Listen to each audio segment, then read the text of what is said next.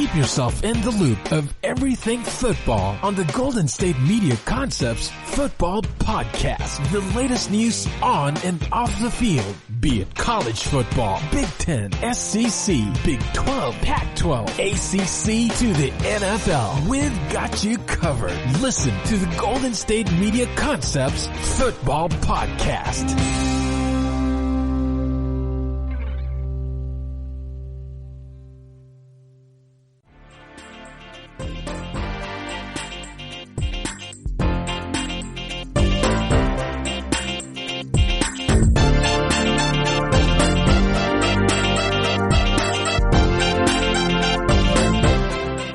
Into the GSMC Football Podcast here on the GSMC Podcast Network. I'm your host, Brice Lewis, and obviously we have a jam-packed show for you today. Even without a weekend of football coming up, we have plenty of things to talk about here. We're going to talk about some retirement news with Eli Manning. We're also going to talk about Antonio Brown being back in the news again. We're also going to talk about some things that have happened around the league. I'm also going to give a season review of both Kansas City and the 49ers, since they're both the teams that will be representing the league in the Super Bowl. And also we're going to talk about a new league that's also starting Super Bowl weekend, the XFL, for their second go-around, and others coming up during this show. But like I said, this first thing we're going to talk about, first thing I said really, is Eli Manning, quarterback for the New York Giants, has decided to call it quits. He has decided to retire this Friday from the league after playing 16 years. If you've seen this last season, Eli Manning was benched for the new franchise quarterback, basically Daniel Jones. You've seen this coming for a couple of years as Eli's play has been on decline, especially since the last time he won the Super Bowl. Eli was always a player who, in the regular season, was inconsistent. But when he got into the playoffs, he could be one of the hottest quarterbacks in NFL history, as he beat Tom Brady twice in the Super Bowl to win 2 Super Bowl rings for the New York Giants within 3 years, in 2009, I believe, in 2011. Eli Manning will be remembered for everything he has done for this franchise. Fun fact about Eli Manning, also him retiring, he finishes with a perfect 500 record. That usually never happens, so he's been a perfect 500 throughout his career. And, he's a guy who's, he's been through it. Eli has always been memed on Twitter for his looks and his facial expressions. He sometimes looks very emotionless. He's not really a rah-rah guy. He's just kind of like even keel, calm and cool all the time. And, Eli is a guy who, he's a very frustrated. If you were a fan of Eli, you were very frustrated with him. But at the same time, don't forget, when they made it to the Super Bowl, you were very happy with him too. It was kind of weird with Eli. You could never get a gauge on him. You could never know what Eli you're getting. It wasn't like Eli was this consistently great quarterback or consistently bad. It was just stretches of bad and stretches of good. He was drafted number 1 overall to Ole Miss by the New York Giants. And, he's a guy who comes out of that draft with Phillip Rivers and Ben Roethlisberger, which both of them are also coming up on maybe the last year or two of their career. As far as we know, Ben's coming back next year. Phillip Rivers is going to try to play this year. So out of the 3 of them, Eli has 2, I believe Ben has 2, and Phillip never got any. But, some people are going to wonder who was the best quarterback out of that draft. I think a lot of people may say Ben, just because he's had a better just overall winning percentage. Phillip never won the big one, which is why he'll never be in that debate.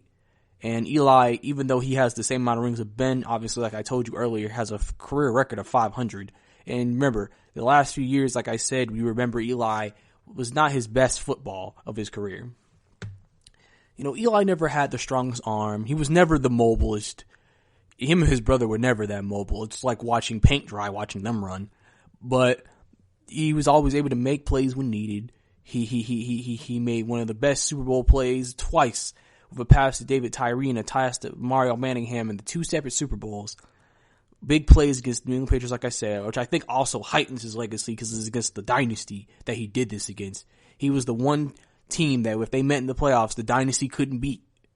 Brady could not beat Eli Manning in the playoffs. Remember, Eli Manning was the man who ended the Patriots' undefeated season. They were 18-0, about to go 19-0, and was beaten by Eli Manning in the Super Bowl. Obviously, that's not all on Eli Manning's shoulders. The entire Giants team did that, but, he'll be accredited with that. He beat an undefeated football team in the Super Bowl. It was kind of one of the greatest endings to a season you could ever see. Obviously, the Patriots, since they're not very well liked except within Boston, it's like you kind of look at it and think, if a team like the Giants, the Big Apple, New York's a very huge city, is the team that you would think is the underdog, the team that would beat such a giant like the New England Patriots. It's actually pretty incredible if you think about it to me. You just don't ever think about stuff like that. But it's true. It's something that, he did. And you'll never be able to take that away from Eli. Eli Manning, regardless of what you think of him, he has to go down as one of the greatest New York Giants, if not, some people may say, the greatest New York Giant quarterback ever. For what he's done for this franchise. Making them relevant. Having to battle the Jets. Even though the Jets haven't seen their best years, when the Jets were good and the Giants were good, the league was at its best. Eli was very responsible for that. He had a lot of pressure on him coming out. Remember, Peyton Manning, his older brother, was the number one overall draft pick out coming out of Tennessee. And, it's funny because they're both going to be finished with the same amount of rings. But there was that pressure of being Peyton's brother and always being compared to Peyton. Is he better than Peyton? And I think throughout it, we may be able to say, no, he wasn't better than Peyton Manning as a quarterback. But one thing about the Manning brothers is when it came to big games, they always came. We may have said Peyton wasn't coming up big in big games, but he got 2 rings. Eli has 2 rings. So in the same amount of big games, on the biggest stage in the Super Bowl, they both have wins. And that's something you can't take away from them. Eli is a guy who, he's always, done things his way. He's always done things the right way. Never forget a few years ago when they wanted to bench Eli Manning, the fans were just hostile against the Giants. Like, no, do not bench this man. But after some time, they knew they had to start to move on, which is why they drafted Daniel Jones this past year. Eli, though, was able to play at the end of the season with Daniel Jones being hurt and was able to win a game. He actually didn't play that bad. But it was realistic at the end of the day. I think Eli looked at his options and said, it's very unlikely a team will pick me up to be their starter. If they're letting me be their starter, it's to help a young quarterback to become the starter later. And he doesn't want to be in that position that he was just in this year. He said being a backup wasn't fun. So it felt like the only alternative he had was to retire. And I think it's good that he's retiring like this. There's no point to retire, on bad terms. Don't retire, and maybe, I don't know if he maybe considers this on his terms, but this isn't a bad way to go out. We appreciate everything he has done. We appreciate everything that he did, and we just hope for the best with him. That's really what we do. Eli is a guy who some people may think could be a first ballot Hall of Famer. Some people may think he isn't. It really just depends on you and what you think. But, Eli is a guy who has always done things the right way for this league, and he's represented the New York Giants franchise with great pride and great respect. And that's something you can never take away from him. So, congrats to Eli Manning on a fantastic career. You will be missed, but your legacy will never be forgotten. Now we got to switch to some more, I guess you could say, serious news and somewhat sad news. Antonio Brown is in the news again, and Antonio Brown is now have a warrant out for his arrest after his moving truck driver has filed charges of battery against Antonio Brown and his trainer. Police says that Antonio Brown's basically locked himself in his house, and it's just another chapter in the saga of Antonio Brown. It's something that feels like it'll never end. It's sad to see what's happening with Antonio Brown having something new week after week, month after month, something new in the news, on social media, tweeting at people. A lot of people think he needs help.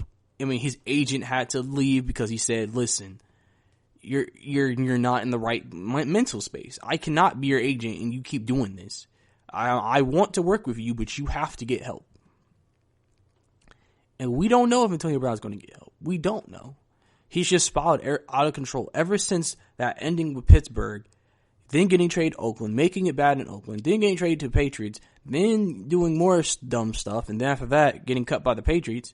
Then he says he wants to play in the league again. He deserves to play in the league again. Still calls out certain players, and it's just like, well, what did they do? Like, these players did nothing to you, and you're just going out of your way trying to call them out, and now you're creating news in the media of live streams of you cussing at your kid's mom, etc. It's just like, it just feels like it really honestly feels like we're getting to a point where Antonio Brown will never get back into the NFL. And that's not because nobody wanted him to. It was because Antonio Brown kept himself from being back into the league. But coming up next, we're going to get into some news and notes around the league about Larry Fitzgerald becoming a part-time owner of the Suns. The Jaguars hire a new offensive coordinator, and the Senior Bowl is this week. Which quarterbacks are trying to stand out as they're trying to make a case for the NFL draft?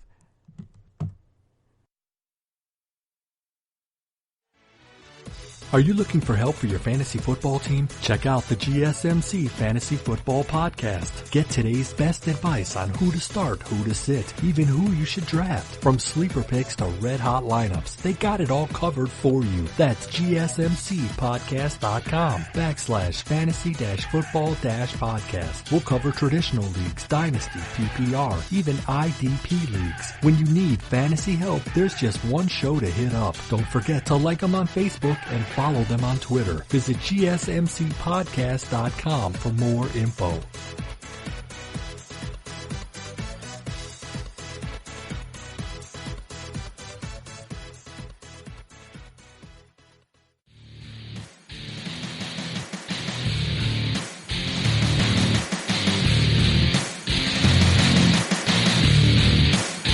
Welcome back to the GSMC Football Podcast. Last segment, we talked about the retirement of Eli Manning and the trouble that Antonio Brown has now gotten himself into with the police and law enforcement. But now we're going to get into some news and notes around the league. And we're going to talk about Larry Fitzgerald. Larry Fitzgerald has become a part-time owner of the Suns, buying a part of the franchise. He is now the second NFL player in the league behind after Aaron Rodgers, who has a part-time ownership of the Bucks, to own a team. I think, obviously, you know, Larry's been in the league for a long time. He's made a lot of money. I'm sure he has different ventures outside that he also makes money from. You know, I feel like, you know, this might be something that might actually be on an upward trend in the league, potentially. Players buying franchises or parts of franchises. You know, because, you know, he's representing the city. I mean, he may feel like, I'm going to be in Arizona my whole life. Why not buy a part of the Phoenix Suns? Another way to make money, another way to get back to the city of Phoenix. You know, just something that you can think about. Same thing with Aaron Rodgers. Why not? You know, buy some of the Milwaukee Bucks, you know, to get back to the city, get back to the team, see what happens. So, I mean, it's pretty cool when you see players go outside of this and, you know, go do things like this, like buy a team or part ownership or stake of a team. Because, you know, it's something that a lot of people don't have the opportunity to do, but I know a lot of people would love to do. And it's just, like I said, it's cool seeing people do it. I think it's a cool trip and adventure. I think it's cool just to see what happens with it. And, you know, we just hope, we like it. We hope for the best. So, you know, that, you know, Larry's just doing what he's doing out here. He also may be setting himself up for post-retirement, even though he's coming back this year, you know, just to have something to do, have some businesses to work on after he gets out of the league, and, you know, really just going from there. So, you know, there you go with Larry Fitzgerald. But also, the Jaguars hired Jay Gruden as their new offensive coordinator. Jay Gruden was the former head coach of the Washington Redskins after being let go in the middle of the season after having another disappointing year after making it in the playoffs. I believe his first year it made it to the playoffs with Kirk Cousins. You know, Jay Gruden has always been known as a talented offensive mind. So this is a really good move on Jacksonville's part, whose offense really sputtered last year. You know, Jacksonville actually has some talent on offense. You know, DJ Shark, wide receiver, he really exploded as a potential number one this year for them. You know, they have D.D. Westbrook, one of the better slot receivers in the game. Chris Conley can make some plays. You know, they have a deep core of receivers, and you obviously have Leonard Fournette back there, one of the better running backs in the league too. We forgot how great Leonard Fournette is because Jacksonville has fallen off ever since making it to the AFC Championship game a couple of years ago. But Fournette is still one of the better running backs in the game, and they, like I said, they have talent. It's just they have to figure out the quarterback situation. Is it going to be Nick Foles? Is it going to be Gardner Minshew? Obviously, Nick Foles, they're keeping him and they're paying him almost $20 a year. Gardner Minshew, he's your rookie. You're barely paying him anything. So it's going to be interesting to see what happens. Obviously, Jay Gruden's coming in here to help coach up both these guys, and so the Jaguars can find themselves a quarterback. In my personal opinion, I think Gardner Minshew should be the guy. I feel like I see more from him, but we don't know. That's their decision. Whatever offense they're going to put in, we're going to have to see who picks it up the soonest, who learns it the fastest, execute it the best. Because probably it's going to be a preseason position battle, and we're going to have to see who plays the best out of all the teams. Because that's what's going to make a difference. That's what's going to make a difference. So, we're going to have to see, like I said, what happens. I think this is a good hiring, though, for them. I do.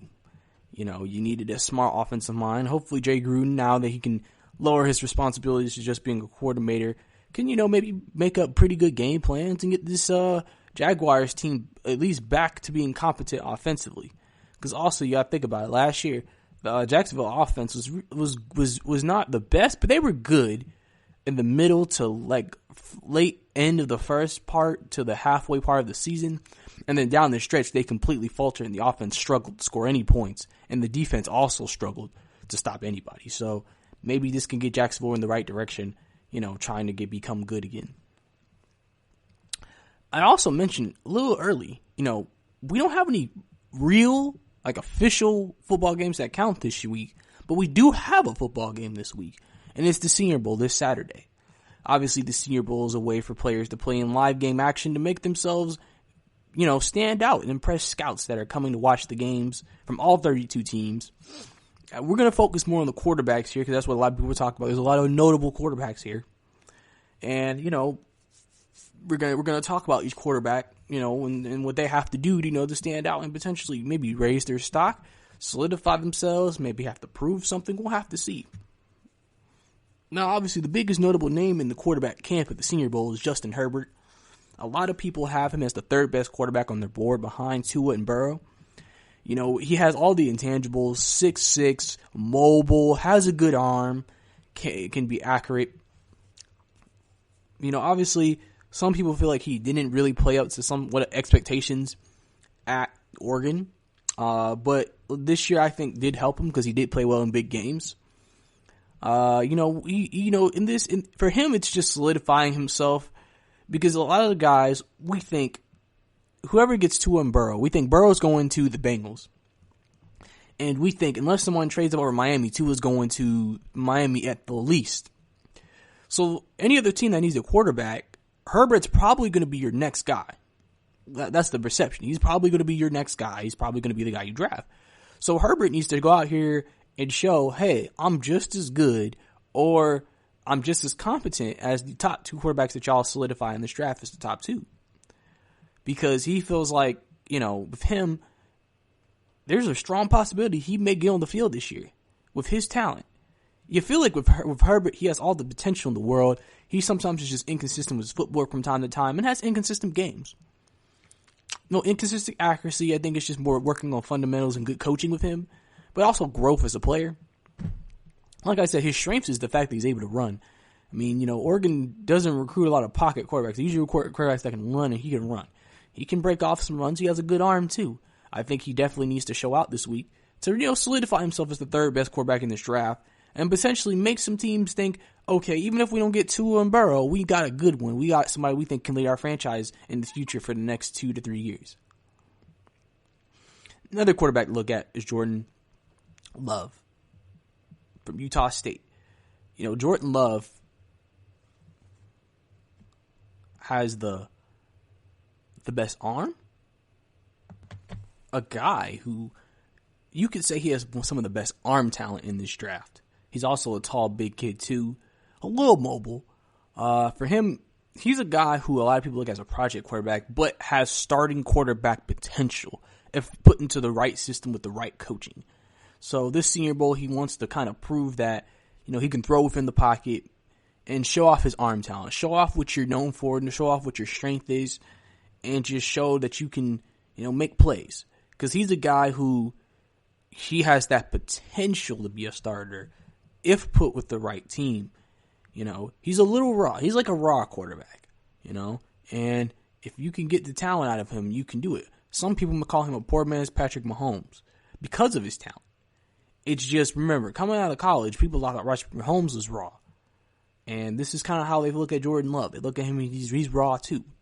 He's not someone who's just, top of the line, already polished and ready to go. So he's going to have to show teams that I might be someone you want to take a waiver on, maybe. Could potentially, with quarterback teams and quarterbacks, could slide up, be a second round, maybe even be a late first. We don't know how the quarterback draft is going to go because, quarterback is such an important position. That position will be elevated more than any other position in these drafts if quarterbacks are needed. So this is his chance to really show what he can do. And the last quarterback that I'm going to talk about is Jalen Hurts. Obviously, Jalen Hurts says he's a QB. He is not any other position. There's always that one quarterback a year you always think, would he switch positions? Is he good enough to be a quarterback at the next level? People say Jalen Hurts could be a running back or a tight end because of how big he is and how nimble he is on his feet. But Jalen obviously wants to make it as a quarterback, wants to show that he can play the quarterback position. He's improved tremendously, at Oklahoma as a quarterback.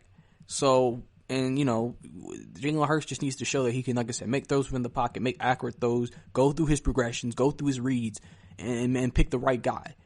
That's what they want to see this week. Obviously he's a very interesting evaluation because he could potentially be a Lamar Jackson maybe with his playmaking ability, and if he can show some things, you never know. Jalen Hurts might be able to change people's minds about a quarterback.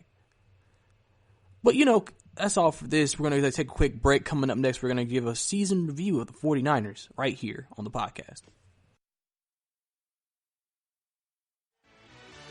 Check out the show that's built on the MMA. From the UFC to extreme cage fighting, they got the fights covered. Check out the GSMC MMA podcast. Get the latest news on past or upcoming fights. Join us as we talk to and about some of the biggest names in the MMA, past, present, and future. When it's the fight game, there's just one show to check out. GSMCpodcast.com/MMA-podcast. Don't forget to like them on Facebook and follow them on Twitter. Visit GSMCpodcast.com for more info.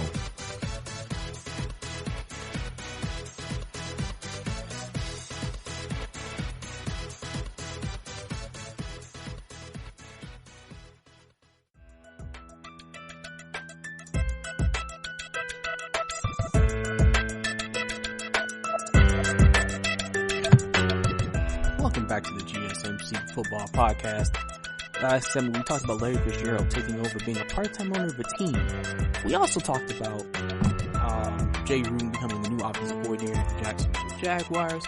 And we also talked about a few quarterbacks that are coming up in the Senior Bowl this week trying to show out and make a name for themselves to increase their draft stock or to solidify themselves in this year's NFL draft. Now we're going to get into some conversation about a season recap. Obviously, our two teams that are representing both conferences in the Super Bowl, the 49ers from the NFC and the Kansas City Chiefs from the AFC. This segment, we're going to talk about the 49ers season. We're going to talk about how they got here, the strength of their team, adversity they went through, and just everything that makes the 49ers who they are. Now, the 49ers are a team that a lot of people were picking before the year to be the surprise team in the NFC this year because last year, they lost Jimmy Garoppolo early in the season. They were 2-2, I believe, after Jimmy Garoppolo started 4 games, and they lost him. And then the team had another bad year. And I believe that, that obviously set them back. But, it was always known that the 49ers had talent. They had talent. It was never a talent deficiency. It was just injuries. And it actually could have been the best case scenario for them. You had a 5th-round pick out of Iowa, George Kittle, who didn't even get that many receptions in college. Now he's one of the best tight ends in the game, if not the best tight end in some opinion. You always had a very strong defensive line. Every year since John Lynch took over, even before John Lynch got there, they had defensive linemen. From Solomon Thomas to Eric Armstead to Dee Ford and Joe Abosa.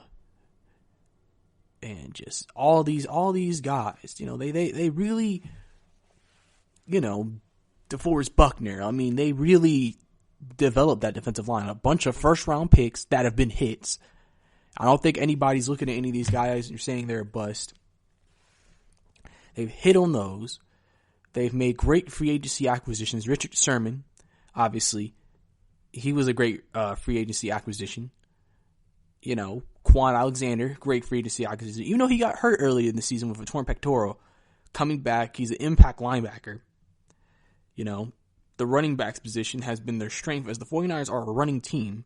Your three running backs are Mozart, Tevin Coleman, and Breida. All of them have had stretches of this year where they were, at one point, you might have viewed them as the best running back they have. Right now, it's Mozart. He's having his best piece of the season in the most important part of the season, playoffs, end of the year, into the Super Bowl.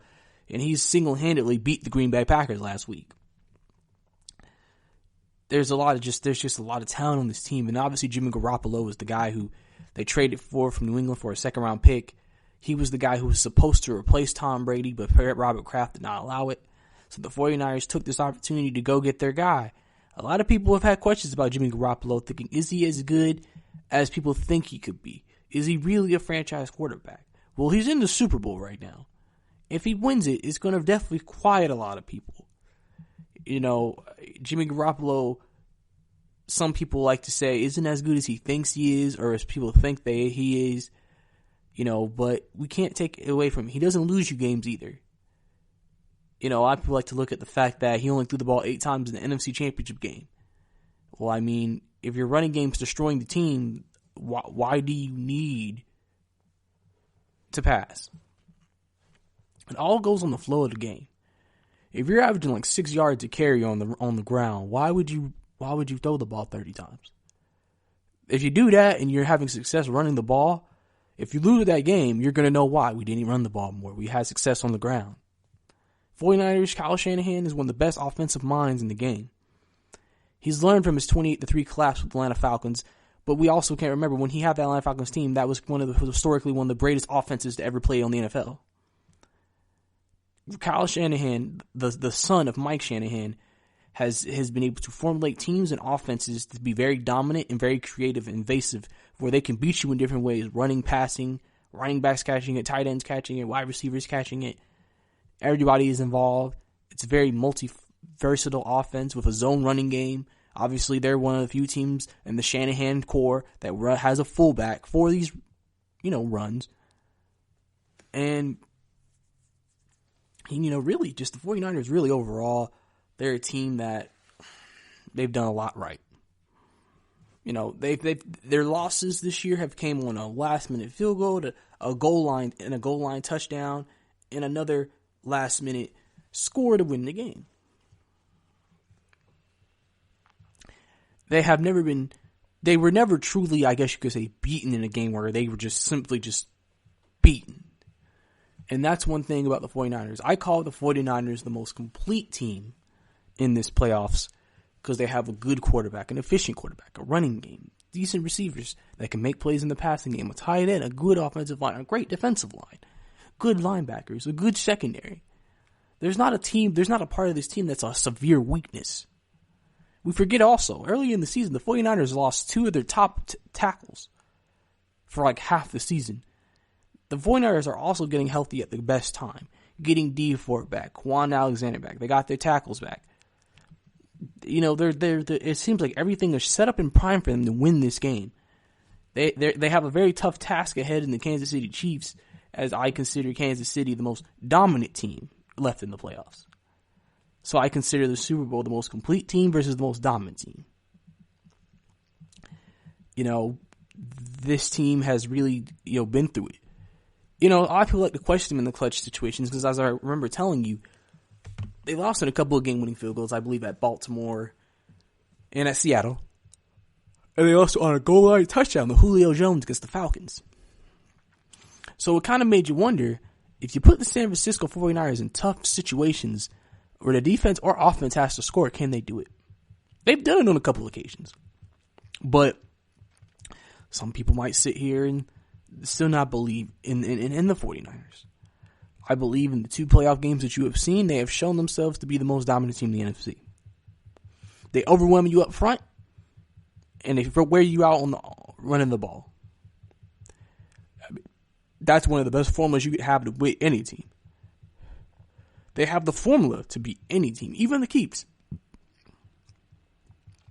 And San Francisco, they've been through their ups and downs the last few years. But it's almost like the last few years have been all worth it because you were able to see what you had, accumulate talent, make great free agent acquisitions, credit to John Lynch, and then put it all together, which they did. They put it all together. And now they're in the Super Bowl in Miami trying to win, trying to bring a Super Bowl to San Francisco. We forget San Francisco was in the Super Bowl about 6 years ago with Colin Kaepernick as the quarterback. How times have changed. They lost that game to the Baltimore Ravens and Ray Lewis's last year. Now 6 years later, they have a chance to win again. They have a chance to win it all. Kyle Shanahan has a chance to get that 28-3 defeat out of his mouth when he was offensive coordinator of the Falcons in the Super Bowl 4 years ago. So we just have to see what happens with the 49ers when it comes to, and gets down to it. In my personal opinion, the 49ers are a team that they're set up for success for years to come, and they've had a tremendous season. They deserve to be here. There is no fluke there here. They did not have a bunch of fluke wins. They came out there, hit you in the mouth, and ran the ball down your throat. And they got him there. Garoppolo made plays when needed. They went out and made a great trade for Emmanuel Sanders mid-season. Give him that extra wide receiver threat. That's what I'm saying. This team has been brilliantly built and structured by John Lynch and Kyle Shanahan. And all that is paying off for them to be in the Super Bowl this year. Now we have to see if they can go take it home against Patrick Mahomes. Probably their biggest and toughest test of the year. If they can do that, I promise you, no matter how the game ends, they're going to deserve that Super Bowl if they were able to pull it out. And that's San Francisco's year in review, in my opinion. Coming up next, we're going to get into Kansas City's season recap, year in review, and I'll give you my thoughts on them next.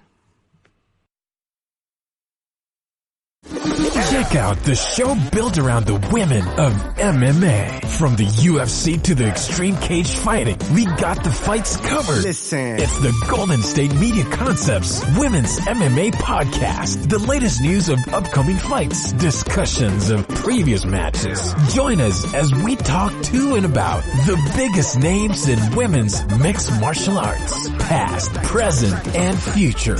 When it's the women's fight game, you know where to listen to. The Golden State Media Concepts Women's MMA Podcast.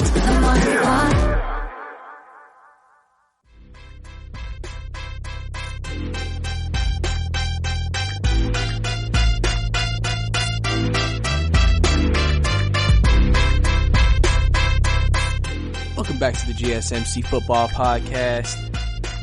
Last segment, we gave a season recap in the San Francisco 49ers season.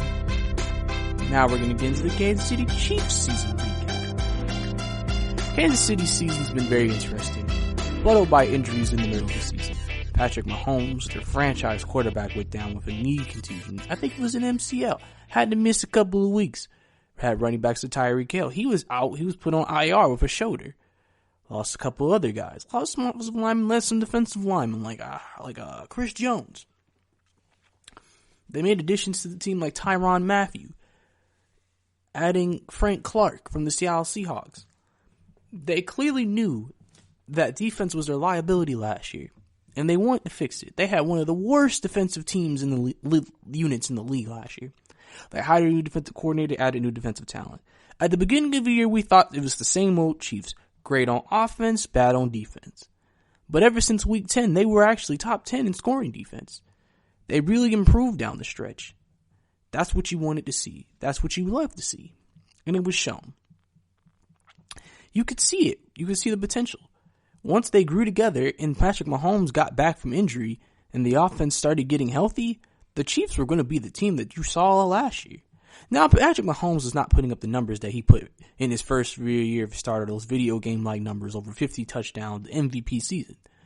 But if this playoffs tells you anything, this offense can still just be as good as that team if they have to be.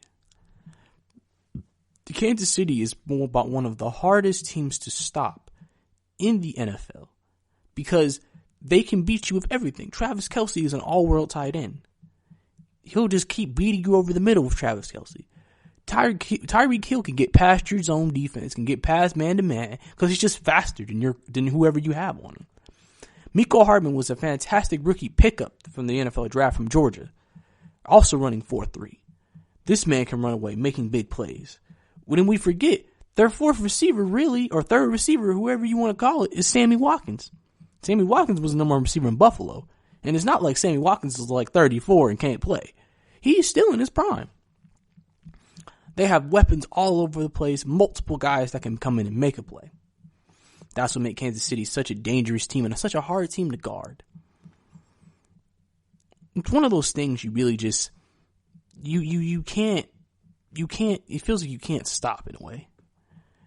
That's why I call them the NFL's most dominant team. Because they could just dominate you. They could just beat you, and you could try to do anything you can. You can zone, covered, blitz, but they're going to find a way against you. Like I said, in the middle of the season when they were having injuries, obviously the offense wasn't in continuity. That's why they had that hiccup of a game against the Indianapolis Colts where they only scored, I believe, 12 points. When's the last time you would think a Patrick Mahomes team would score 12 points in a game? But it showed. They had to get through the stretch with Matt Morris quarterback. They came out of that stretch 6-4. They finished the season 12-4. Now they're in the Super Bowl. This team was destined to get hot with everything that happens. Sometimes the best teams get through adversity early in the season, and if they can come out with a good record or at least a 500 record, all they got to do is get healthy and then make that run, and then they can be just as dangerous as any team in the playoffs. And Kansas City is a prime example of that. Kansas City is a team that kind of goes against convention. But most Andy Reid teams go against convention. They really don't run the ball. Now, last year they had Kareem Hunt, which they ran the ball more because they had him. Now they don't really have a running back that you think really could take over. Now, the thing in saying that is they signed LaShawn McCoy, but we've seen, obviously, throughout this year, LaShawn McCoy is on his last legs. I would not be shocked if he retired. He just does not look like the same shady McCoy we knew all before. So Damian Williams, the guy they picked up 2 years ago from Miami, is now the main running back. And he fits exactly what they want to do. One thing about Kansas City is they want to throw the ball all the time. They really don't care to run. They just run it as almost like a decoy. Well, we're just going to run the ball because, we can't have 100% blasting all game. So we're going to run it here and there, but we know what we really want to do. We want to throw the ball, and we want to spread you out and make big plays. And you see it with the way they play. Damian Williams fits that perfectly because he's a pass-catching running back and he makes plays in the running game when called upon. And that's why Kansas City is just such a hard stop offensively. If you're a defense playing this team, it's one of the hardest things that you can ever do is stop an Andy Reid coach offense. Because Andy Reid's always had great offenses, even in Philadelphia. You remember all those offenses with Donovan McNabb? They've always been able to do it. But he's always been a guy who prefers to pass first over running. That's just always been what Andy Reid has been and what Andy Reid is. And there's absolutely nothing wrong with that. Absolutely nothing wrong with that. He does what he does because he feels like it's best for the team and best for what they want to do in the long-term future. And there's nothing you can say that's against that in any type of capacity. But when he got Patrick Mahomes over Alex Smith, he took Alex Smith, and you can win 12 games, 11 games with Alex Smith. But when it got to the playoffs, you need that big throw. Alex Smith just was not the guy who could do that. He wasn't the guy. It has been shown in San Francisco, and it was shown in Kansas City. He can get you to the playoffs, but he can't get you to the chip. So when Andy Reid made that trade for Patrick Mahomes, everybody knew he has the arm and the talent to run an offense like the Kansas City Chiefs run. The spread you out, pass it all over the park offense. He had all the talent in the world. And Patrick Mahomes completed the puzzle. Andy Reid's now going to have his second chance to win a Super Bowl. First time was against New England in 2004. Terrell Owens was coming back from a broken leg, and they lost on a last-minute field goal. He has always been judged and slandered as a head coach for not being able to win the big one, for not making it to more Super Bowls, of all the talented teams he's had over the years. And now, he's back in the Super Bowl with a lot of people feel like this is his best chance, his best team he's ever had. Some scouts say, it's their Super Bowl for the taking. They should beat the 49ers. They're favored going into this game, which is understandable. I mean, you have Patrick Mahomes. He has shown against any defense, he can push some points up on you. Even if you slow him down for a section, you're not going to slow him down all game. So your offense during that time they've slowed down Patrick Mahomes better be scoring, because Patrick Mahomes can get that game close again if he has to. Once they figure you out, they're one of the most unstoppable teams to stop. And it shows. You saw it against Houston. Down 24-0, ended the game 51-31. They outscored Houston 51-7 after the first quarter. That should tell you something. I always like to talk about the two games they played against New England last year. First half, single digits in points. Both games ended it with over 40. So in the second half, they were scoring at least 30 points. That should tell you something. This team has always been able to make plays against any team at any time. And that's what makes them such a dominant team. That's what makes them such a dominant offense. Patrick Mahomes was the quarterback that Andy Reid always wanted. He has now accumulated the best team constructively too. His defense is playing better than they've played. New defensive coordinator has brought a new sense of resurgence to this team. They turn people over. They get pressure. They came in and stopped one of the hottest teams in Tennessee with Derrick Henry and only held him to 70 yards. And that was after talking smack earlier in the week about it. Usually you would think, if you talk smack, they're going to come out there and get embarrassed. But no. They came out there and showed that we are as good as we say we are. We are as good defensively, and we are as good as offensively. They went through trials and tribulations, and they got out of it. And it made them a better team. They beat their arch nemesis, the Patriots, this season.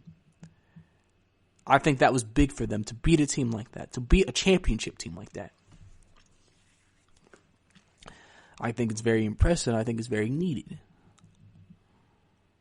I think for everybody involved, I think it's better and best for everybody that Kansas City is going to be around for a while. This is what the NFL wants offenses to be, which is Kansas City. It's exciting. It's fun. You love to see them play.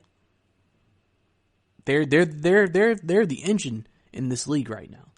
And this is one of the best Super Bowl matchups the NFL could even hope for.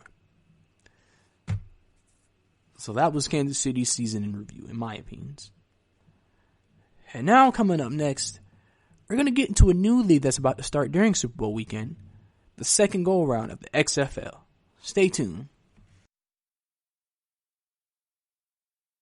Tired of searching the vast jungle of podcasts? Now listen close and hear this out. There's a podcast network that covers just about everything that you've been searching. Hey! The Golden State Media Concepts Podcast Network is here. Nothing less than a podcast bliss with endless hours of podcast coverage.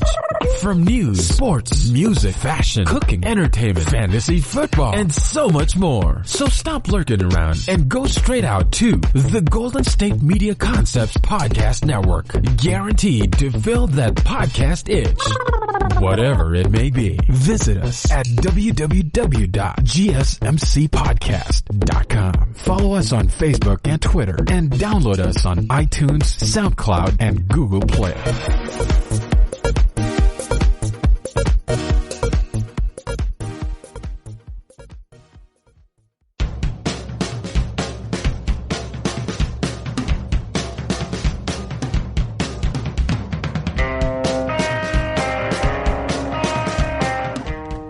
Welcome back to the GSMC Football Podcast. Last segment, we talked about the season recap of the Kansas City Chiefs and my opinion on their season so far and how they got to this point in the season. making it to the Super Bowl. As I've talked about the two representing Super Bowl teams this year in Miami, and I look nothing forward to a bigger and better game than we've had in the last couple of years in the Super Bowl, actually. So I expect this to be one of the best games that we've seen in a while in this position, and I definitely don't think they'll disappoint us. So now, usually at this point in the show, I like to talk about college football, but college football is over, right? So now, we're going to talk about another league that's coming, that's actually about to start on Super Bowl weekend. It's a league that was created actually back in 2001, I believe. They tried to, be a different alternative from the NFL, and it failed. If you know what league I'm talking about the XFL. This league is funded by WWE chairman Vince McMahon. Also, Oliver Luck is the commissioner of this league. And a couple of other people who are also involved trying to create this league and make it something. Now, obviously, they tried to do this back in 2001, like I said, and it failed. It just was not getting ratings. People did not care for it, and it just failed. This time around, though, they're giving it a second chance. They have funding. Football is at an all-time popularity high, and you're kind of just like, why not, Obviously, again, it's funded by Vince McMahon, chairman of the board of the WWE. Oliver Luck, like I said, is the commissioner, and a few other people are also involved. They have talked to many coaches, former coaches, about what this league could be. And they have very interesting rule differentials from the NFL. I'm going to break down some of the rules that I've heard, and I'll give you my thoughts and opinion on the rules. So one of the first rules they're changing is the kickoff rule. Now, obviously, this is a rule the NFL has been trying to change and adjust over the last few years to lessen head-on collisions and reduce concussions. They're trying to eliminate, basically, in a way like they say, you're trying to eliminate the kickoff. But obviously, that's not any fun because that's basically a dull football play. That's why they moved the kicking line up so kickers can kick more touchbacks. But again, reduce any type of, and they remove wedges. They remove all of that. Now, in the XFL, the rule is for kickoffs. So, the ball will be spotted at the 35-yard line. And then the opposing team that's kicking will be at the 30. And the opposing team that's receiving his kickoff team is going to be at the 40. So they're 5 yards within the ball. So what's going to happen is neither kickoff team can actually move till the ball is kicked, which the receiving team will have a man back to receive. So basically, it will reduce collisions.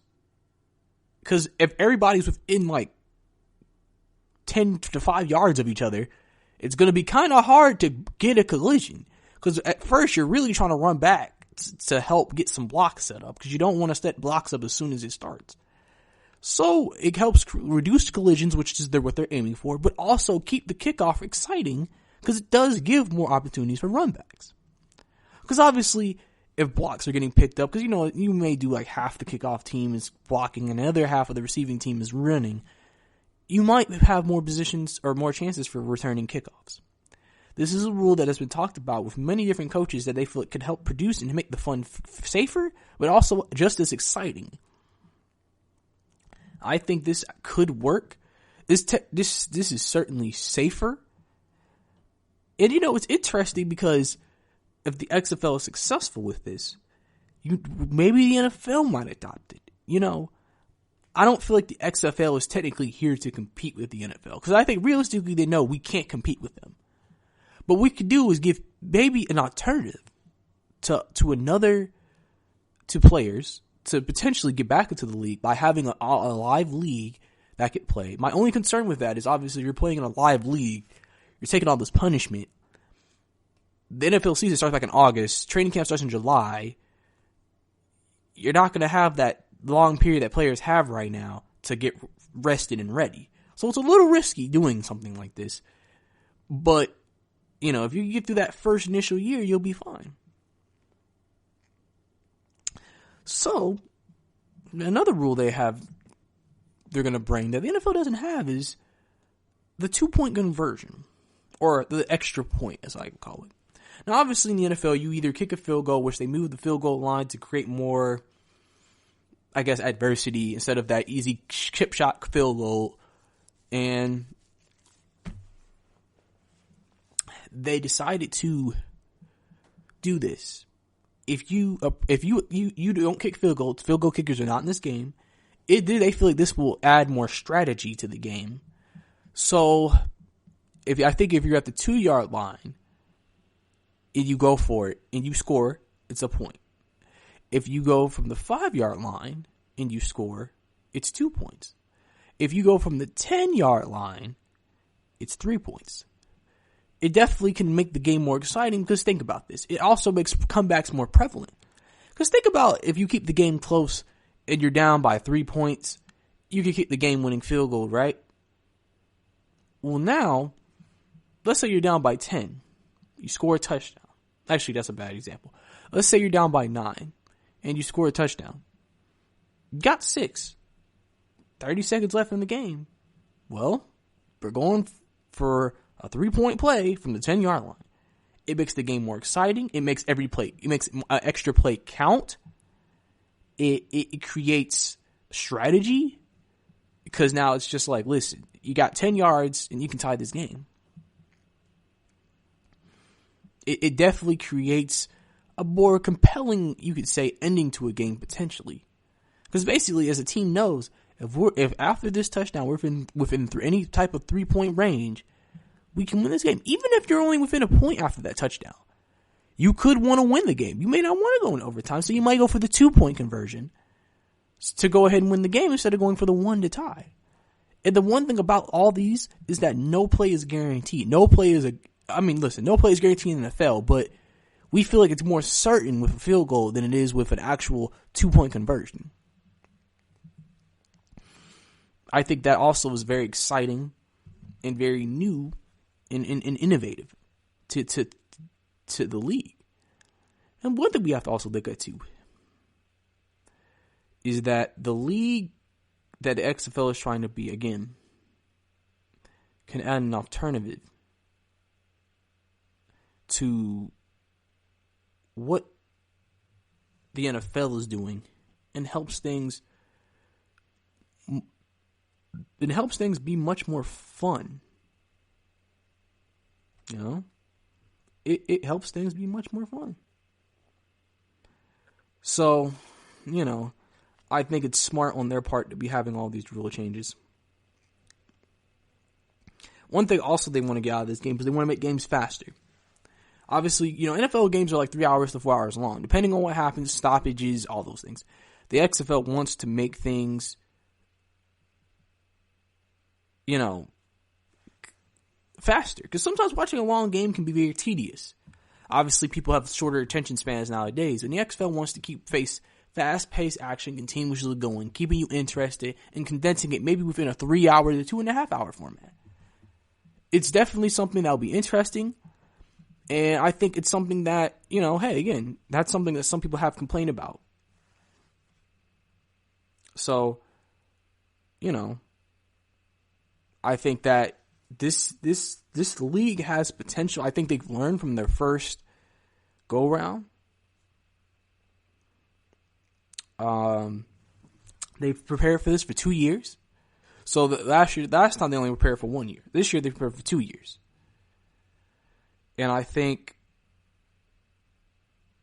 this will be a great thing, I think, for everybody to see what happens. You know, I think they have all the possibility of creating a league that's very entertaining since it's after the NFL season. It creates football still being around. If you ain't much of a fat basketball person or a baseball person and you still love football, you have this to watch.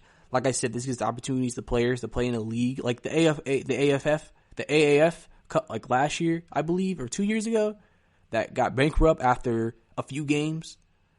It basically just gives you a chance to play and give yourself a chance to be shown. People have always talked about the NFL getting a league that, you know, could be used as a league, as a development league. I'm not saying the XFL is designed or that's what they want to do, but that's probably what they're going to be used as to start off. And it'll be exciting to see what they bring to the table when they start here in a few weeks. And coming up next, we're going to have a segment. I'm going to give off a list of quarterbacks, and I'm going to tell you if I'd start a franchise with them or not. Coming up next. This is your ultimate stop for everything sports. The Golden State Media Concepts Sports Podcast. Should I say more? From the NFL, MLB, the NBA to MMA, it's all in here. The Golden State Media Concepts Sports Podcast. Listen now.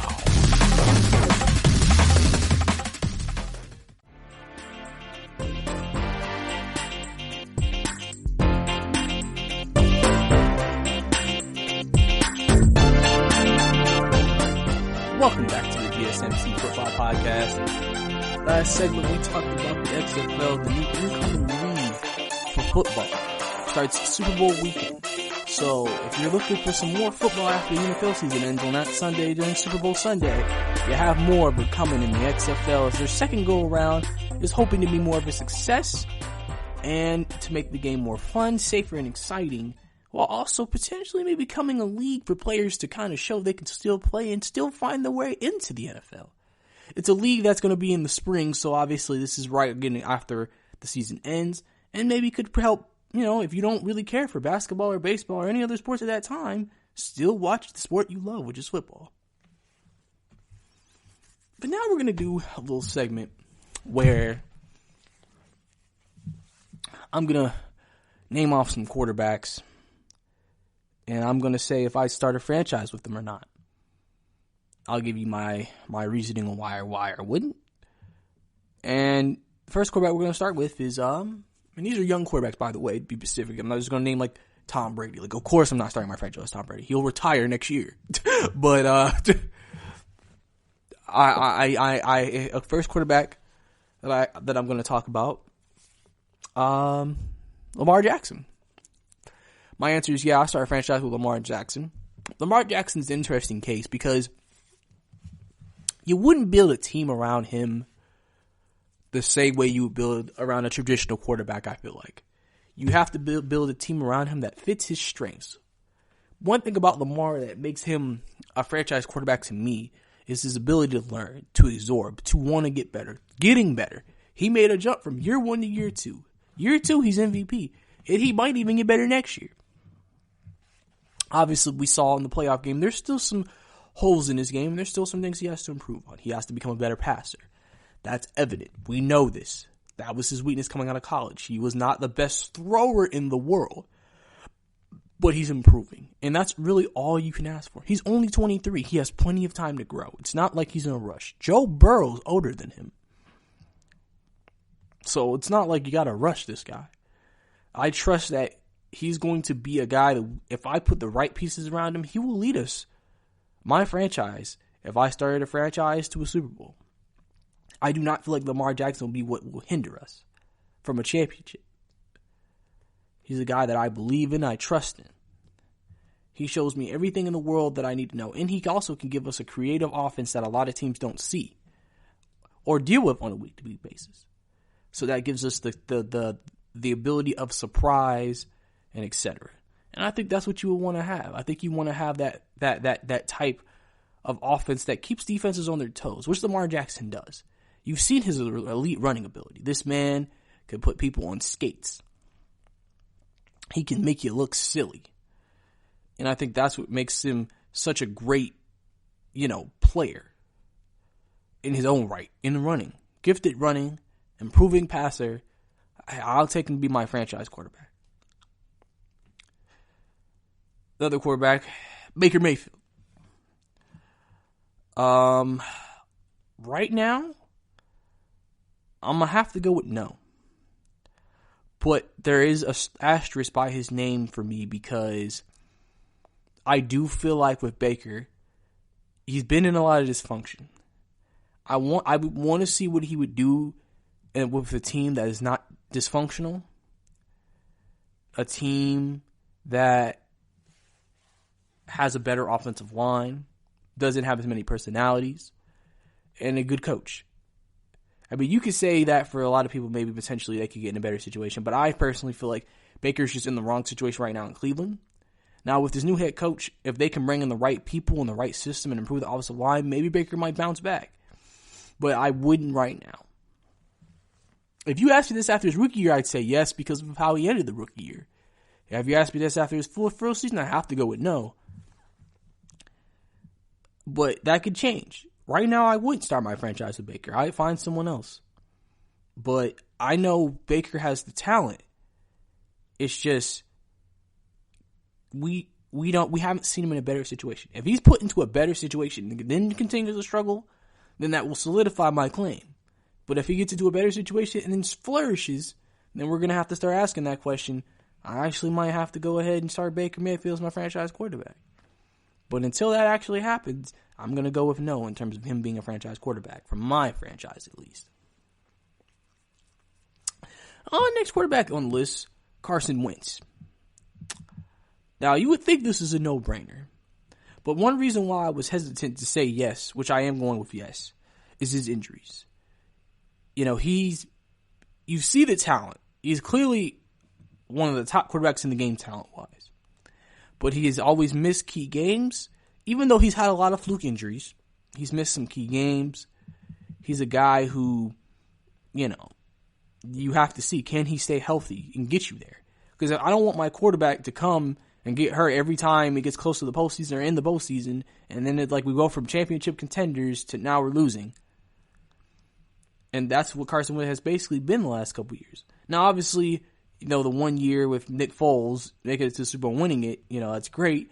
But you cannot deny this man's incredible talent. He is a great thrower. He can throw from every platform. He is mobile. He is a leader. This year was one of the best years Carson Wentz has ever had because he took a team that was depleted with talent and injuries and led them to the playoffs, winning the division and beating the Cowboys in a decisive Week 16 game for the division. Not every quarterback can do that. Sometimes you're going to have to ask your franchise quarterback, hey, I'm going to need you to win us a few games just off you alone. You don't ask him to do it the whole year because that's unrealistic to tell a quarterback to carry. We've tried this. The old, I believe, the 010, 011 Saints, 011, 012 Saints. Remember those teams? I can't remember which years it was, but remember when the Saints were such an explosive offensive team, but they went 7-9 every year because they had absolutely no defense? They basically asked Drew Brees in office to carry him the whole year, and they got him 7-9 multiple years. You know, you gotta have help. At least the Philadelphia Eagles are a very well-structured franchise. If Carson Wentz can stay healthy, I believe he truly can lead this team to the Super Bowl. Philadelphia is one of the teams you got to watch out for next year. Because if Deshaun Jackson comes back, he'll be there. Alshon comes back, he'll be there. Aguilar, Greg Ward. You have new running backs that you now have trusted. Miles Sanders and Bart Scott. You have all the potential in the world, really. But I'd go with Carson Wentz as a franchise quarterback if I had to pick. Next guy on the list, Josh Allen. I'll go with it because Josh Allen has what you want. Big arm, probably the strongest arm or one of the strongest arms in the league. Needs some work with his fundamentals a little bit still with footwork and passing wise, but he's became a better quarterback from his first year to second. He's great with his legs. He's big and tall and physical. He's what you would love in a quarterback. Honestly, it wouldn't matter if this was today's NFL or 10 years ago. Josh Allen would be a top pick because of just his arm and his size. Him being mobile is just such a plus to him. He has all the intangibles too. Now, it's going to be interesting to see how far he can get as a thrower because obviously that's my biggest question for him. How good can you be as a thrower? But I think he has all the possibility to be that good as a thrower. We'll have to see what he does in his third year under the helm next year, but I'm going to go take Josh Allen as my starting quarterback. I feel like he has all the ability in the world to be a top guy to lead my franchise. Again, he's Kyle at the bar. He's got to put the right pieces around him. Buffalo really doesn't have a number one receiver, so we really haven't seen him with great receivers yet. That's why their offense was limited this past year. Put him on a better offense. Give him the Falcons' weapons. I'm not saying that he's going to sit out here and put up 40 touchdowns for the air, but I do expect him to have better numbers passing-wise. He's a guy that I definitely think that has all the potential in the world to be a star for years to come. I would get into more quarterbacks, but that's all the time we have for you today. Thank you for listening to the GSMC Football Podcast here in the GSMC Podcast Network. Please subscribe to us and leave a review, leave a comment. Also follow us on social media. We have a Twitter, Instagram, and Facebook. Thank you, and have a good day. You've been listening to the Golden State Media Concepts Football Podcast, part of the Golden State Media Concepts Podcast Network. You can find this show and others like it at www.gsmcpodcast.com. Download our podcast on iTunes, Stitcher, SoundCloud, and Google Play. Just type in GSMC to find all the shows from the Golden State Media Concepts Podcast Network, from movies to music, from sports to entertainment, and even weird news. You can also follow us on Twitter and on Facebook. Thank you, and we hope you have enjoyed today's program.